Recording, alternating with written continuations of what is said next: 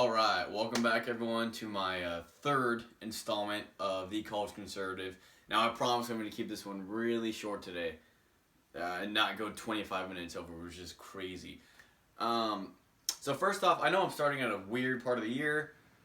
My finals, I'm almost done with all my finals, so obviously we're going into summer. I'm not going to have any classes. But like I said last episode, I have a lot of stories. I've written down a lot of things over the past few semesters about that I can keep coming up with and talking about and explaining, and stories from within the classroom with debates and whatnot as well. Anyways, I want to talk about today in my regulation class again, which was my last class last time. We talked about, I have right here, regulation and the watering down of new regulations by the affected industries. For example, oil and gas industry, you'll get in that for a second. And then the IRCs and how they're unable to, or independent regulatory commissions, how they're unable to create rules due to gridlock, which, oh no, somebody stop the horses, dear God, that we can't have more rules watching over us. And then real quick, also have ruling over us, excuse me. And real quick, also have a study guide from my feminization, democratization, and globalization class, which is always it's always a fun one. So first off, I want to start out with my regulation class real quick and hit on some of those concerns and some of the points brought up. So with the regulation and the watering down of new regulations by the affected industries. So this more stems around Joseph Stiegler's paradigm of regulation and business and government, who was a mentor of Milton Friedman and the Chicago School of Economics. So basically, Stiegler's view on this is that the bigger that a company or corporation or industry gets, the more it tends to take over the government, or the more special interest groups just in general tend to take over the government, which we can see right now, which obviously we'd rather have a lot of different interest groups fighting each other, which does create gridlock. And thank God the Founding Fathers saw this coming in time and saw this in their own times, in their own ways, which would make it harder for one group to take over, one specific group like Greenpeace, for example, to take over the government, or even the NRA, which I really support the NRA, but even still. So, let's all be thankful to the Founding Fathers for that. Anyways, so what he was really talking about, and one thing that really annoys me that he would come from, my professor, the point he would come from was the way he would speak, and once again, this is one of his mannerisms and one of the things that he does that you can tell where he lies on the political spectrum, but he would speak as if, it's somehow head-throbbing that laws are being passed in a slow manner. Well, that's the whole point. The whole point is that the point of government is not for you to pass laws and pass laws and pass laws and pass laws. The point is that there needs to be infighting, there needs to be conflict, and be that gridlock, because the more and more rules the government passes, the more and more positive freedoms there's going to be, which means the more rights from the people, or negative rights or negative freedoms from the government, are going to be infringed upon, as we can see nowadays. And obviously, the Founding Fathers wanted the government to be small and wanted there to be local governance, and wanted there to be as much government in the local government as possible, and as much government, and then the most power being local government as much as possible, and then moving up to the state, then moving up to the federal, because that keeps the power to the people as much as they can. So when it comes to laws and regulations, and the industry watering them down, what happens is these, let's say the EPA creates a rule. Let's say the EPA creates a rule, or let's say the Congress now passes, oh hey, we need to have X amount of, carbon emissions each year coming from factories, right? So now what will happen is the EPA will go and consult with the big industries and say, hey, look at this bill, what can you say about this? And obviously the big industry is going to have something to say about it. Well, now what happens? You're going to go to the biggest industries, of course, and those biggest industries are going to be able to afford any sort of cost more than the little guy, the little firms, so that they will now be able to take the brunt of whatever sort of taxation or penalties or whatever sort of new innovation that they have to spend their own money on.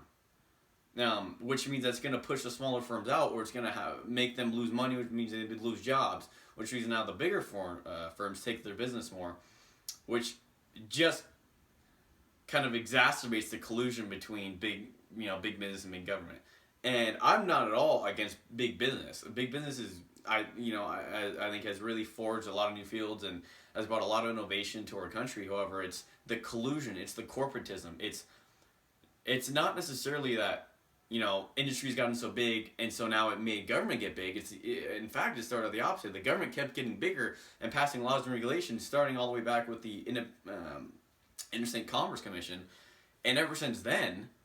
Now, of course, people in the free market realize, hey, I can just use this ever-expanding government, or I can use these regulatory commissions or what have you in order to help myself prosper and screw my competitor. So it goes back, once again, to Stiegler's notion of the bigger industry gets, the more it takes over government. Or even just the bigger government gets, the closer that big business and government are going to get, because they're going to hook up their buddies or they're going to give them deals. Because really, when it comes down to it, bigger firms are going to be able to take the brunt of a regulation or the costs that are now rolled out because of that regulation, because of new rules, those costs, other than smaller firms, which just creates more monopoly and more, or even more oligopolies in the market. So I think that's really important. And businesses such as the car industry, like for example, when the car industry was bailed out by Obama, what actually happened was he gave them money. He gave them money, but he said, hey, look, I'm going to give you all this money from the American taxpayer. However, you're going to start investing in green energy, which obviously green energy is way expensive, and green energy is really inefficient right now to power the whole country. There's people of course, you're going to have Greenpeace and Sierra Club and all those people pushing this agenda, and it's going to result in things like Solyndra, which hundreds of millions of taxpayer dollars are just down the drain, and which Obama just swept under the rug, because renewable energy or solar energy and those other means are not adequately efficient enough or adequately affordable enough for us to really run off of it. They're not. I'm sorry, but they're not. Anyways, I wanted to address that, and then I also wanted to address, I believe I already addressed the independent regulatory commissions of gridlock. That's the way the government was created, is created for gridlock. The point of the government is not to pass rules and laws. Once again, it's not to pass continually rules and laws. No, it's first and foremost meant to protect you and me against foreign invaders or against domestic terrorists or those who are wanting to infringe upon our rights, both foreign and domestic. That's first and foremost. Not to create laws. And for any professor or teacher to express any sort of opinion other than that, just wants the government ran in the way they want the government ran. That's all. It's them really coming from an elitist mindset, or even a misunderstanding of the government should be there to pass rules and laws. No, it shouldn't be there to pass rules and laws. It should be there to protect our freedoms first and foremost. And then I wanted to get to the study guide. Oh, the study guide, which is just classic in its own right. Okay, so I wanted to go over. Let's go over maybe one or two of the essay questions real quick and make fun of them real quick, and then a couple terms, and then I'll let y'all go. So let's see. I'll read off one to y'all. The United Nations has played a crucial role in the growth and success of global feminism beginning in 1947 with the establishment of the Commission on the Status of Women. Using specific examples to illustrate your answer, write an essay explaining how the Commission on the Status of Women and other UN organizations have used the strategies of institutionalization, global conferences, grassroots organizing, lobbying, knowledge creation, yada, yada, yada. We don't have to get into it. Wow. Okay, I'm probably not going to do that one because I'll want to eat a gun after or probably during. And I don't think my teacher will be able to read my writing through the splatter of my brains. Maybe I can read off one more or part of one more real quick. Here's the third one. You have been invited to give the keynote address to a conference on gender and globalization. Right. Drawing on the definition of globalization that we have used for this class, which is that globalization is the rapid movement of capital, goods, and services, people, and ideas across national boundaries, write what you would say in such a speech to explain the benefits and harm done to women by 5 of the following. SAPs. SAPs means structural adjustment policies, feminization of labor, outsourcing, neoliberalism. Real quick, folks, I hate the term neoliberalism. I hate that term because they're trying to now, the point for neoliberalism to be quoted neoliberalism, or to be coined that, excuse me, which would be your Henry Hazlitt's and your Hayek's and your Ayn Rand's and your Milton Friedman's. The reason why they term it like that is because, well, A, they want to give it a negative connotation, and then also because they're trying to make free market, capitalist principles and free market principles. They're trying, and laissez-faire principles. They're trying to make it sound reactionary, as in somehow Keynesian economics that was really introduced in the 1930s, and thanks to FDR, now basically runs this country, or is a huge philosophy in this country, and has a major effect in this country, and how it's governed, and how our monetary policy and everything down the line works. Anyways, they're trying to make it sound as if it's reactionary to that, as if that was a thing that worked. But now we're just the greedy capitalists, whatevers, rich people that don't care about the poor and whatever they want to put on us. That somehow we are reacting to this more equal and what, socially responsible, I guess they would probably try to sell,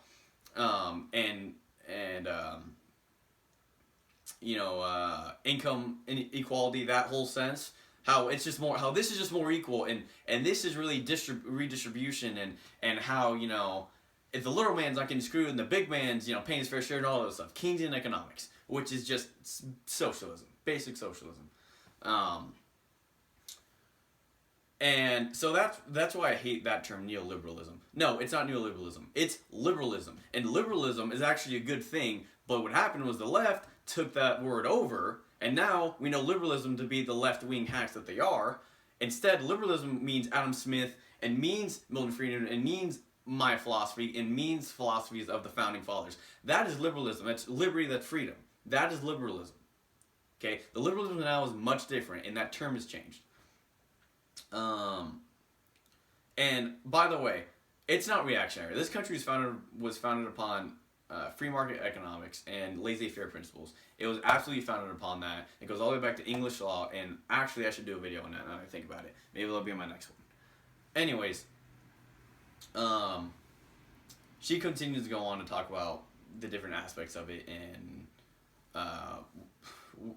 other, the Commission on the Status of Women, other organizations that involve women and feminization of the market.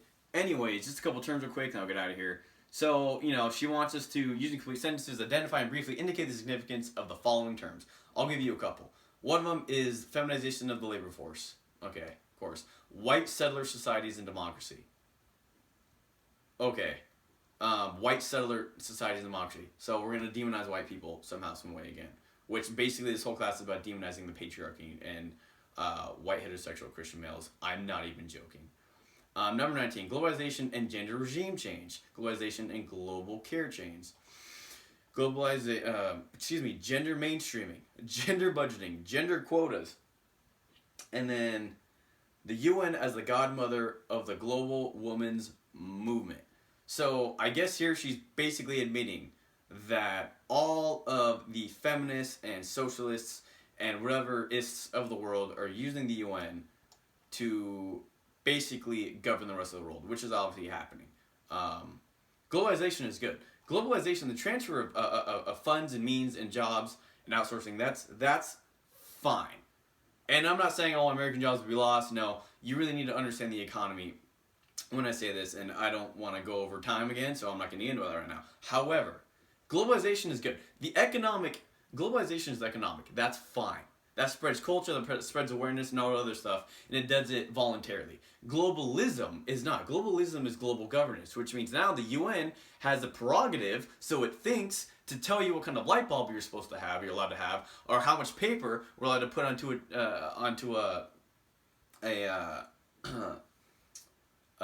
into a paper towel roll or whatever else, or how much water you're allowed to use, or yada yada yada yada yada. You can go down the line, which is absolute crap, and that's absolutely not freedom. And I can see the Democrats probably trying to justify that in the Constitution by saying that we have to respect treaties with other nations. True. But to what extent? To the extent that it now infringes upon our own rights? No. The Constitution is still a lot of land, and that should always come first, regardless of any treaty, and that should always come first when deciding upon to join a treaty or not. Anyways, folks, I'm glad that you joined me again. I'm going to continue doing this more now since I'm getting out of school, and I'm going to try to keep them as short as this or even shorter. So I want to say thank you so much again for joining me. My name is Wyatt. I'm the Ecology Conservative, and I will see you next time.